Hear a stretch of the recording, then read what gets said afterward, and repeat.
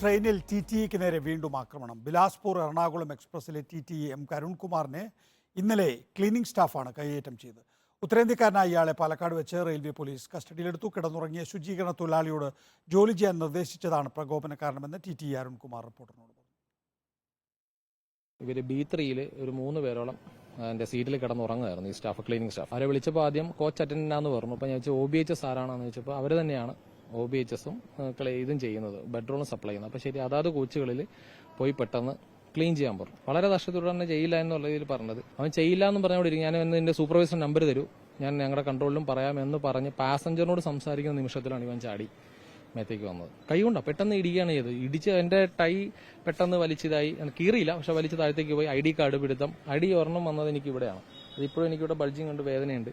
ചുണ്ടിന്റെ bulging കുറഞ്ഞ അകത്ത് പൊട്ടിയിട്ടുണ്ട്. ഫോർമാലിറ്റിയുള്ള കാര്യങ്ങളാണ് പെട്ടെന്ന് ചെയ്ത് നേരെ കൊമേഴ്ഷ്യൽ കൺട്രോളിലേക്ക് അറിയിക്കുക ചെയ്തത്. ഫിസിക്കലി അസോൾട്ട് ചെയ്തിട്ടുണ്ട്. അപ്പോൾ ഇങ്ങനെ ബുദ്ധിമുട്ടുണ്ട്. കാര്യം ഇവിടെ നല്ലപോലെ മുഴച്ചിരുന്നു.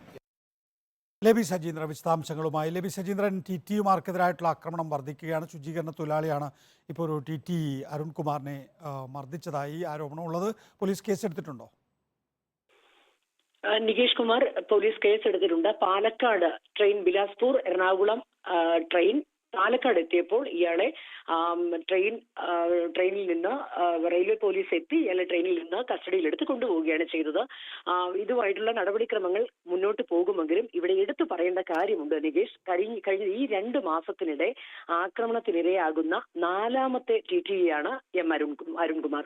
കഴിഞ്ഞ ഏപ്രിൽ 4-നാണ് ഇതുപോലെ തന്നെ ജനശതാബ്ദി ട്രെയിനിൽ, തിരുവനന്തപുരത്ത് നിന്ന് പുറപ്പെട്ട ട്രെയിനിൽ യാത്രക്കാരൻ ടിക്കറ്റ് എടുക്കാതെ യാത്ര ചെയ്യാൻ ശ്രമിച്ച ഭിക്ഷക്കാരൻ ജെയ്സൺ എന്ന TTE ആക്രമിച്ചത്. തൊട്ടു മുമ്പ് 2 ദിവസം മുമ്പ് വിനോദ് കുമാർ എന്ന TTE മരണമടഞ്ഞിരുന്നു. ഈ മരണം നടക്കുന്നു, തൊട്ടടുത്ത ദിവസം ആക്രമണത്തിനിരയാകുന്നു. കഴിഞ്ഞ ദിവസവും മിനിഞ്ഞാന്നും കോഴിക്കോട് TTE ആക്രമണത്തിനിരയാകുന്നു. ഇത്രയധികം സംഭവങ്ങൾ ട്രെയിനിൽ നടക്കുമ്പോഴും ഇതിലെടുത്ത് പറയേണ്ട കാര്യം ഈ റെയിൽവേ പോലീസിന്റെ ഒരു അനാസ്ഥയാണ്. കുറച്ചുകൂടി കാര്യക്ഷമമായി ട്രെയിനിനകത്ത് സുരക്ഷാ ക്രമീകരണങ്ങൾ ഒരുക്കിയിട്ടുണ്ടെങ്കിൽ TTEമാർക്കും അതുപോലെ തന്നെ യാത്രക്കാർക്കും അത് വലിയ അനുഗ്രഹമാണ്, അത് ആവശ്യവുമാണ്. ആ ട്രെയിനിൽ ആവശ്യമായ സുരക്ഷാ ക്രമീകരണങ്ങൾ റെയിൽവേ പോലീസ് ഒരുക്കുന്നില്ല എന്നുള്ള ഒരു വലിയ പ്രശ്നം കൂടിയാണ് ഇവിടെ ഉയർന്നു പോകുന്നത് ഇപ്പോൾ. അതുപോലെ തന്നെ TTEമാരുടെ പ്രശ്നങ്ങൾ ഉണ്ടായി, ഇവർ ആക്രമിക്കപ്പെടുന്നു എന്ന് പറയുമ്പോൾ ആ ഒരു ദിവസത്തെ വാർത്ത വരുന്നു, തൊട്ടടുത്ത ദിവസം വരുന്നു.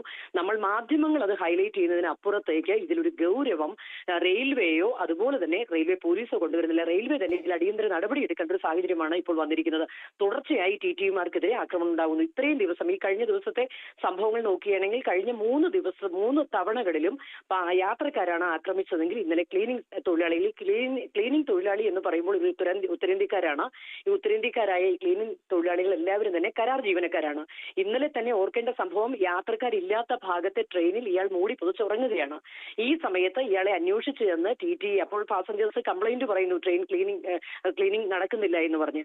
TTE അന്വേഷിച്ച് ചെന്ന് ഇയാളെ TTEയും യാത്രക്കാരും ചേർന്നാണ് ഇയാളെ എഴുന്നേൽപ്പിച്ച് ക്ലീനിംഗ് ജോലികൾ ചെയ്യാൻ ആവശ്യപ്പെടുകയാണ്. പെട്ടെന്ന് പ്രകോപിതനായി അറ്റാക്ക് ചെയ്യുന്നു. ഈ ഒരു സാഹചര്യത്തിൽ റെയിൽവേ തന്നെ അടിയന്തരമായി ശ്രദ്ധ പതിപ്പിക്കേണ്ട വിഷയമാണ് TTEമാരുടെ സുരക്ഷ. നികേഷ്, ലബി സജീന്ദ്രനാണ് വിശദാംശങ്ങൾ.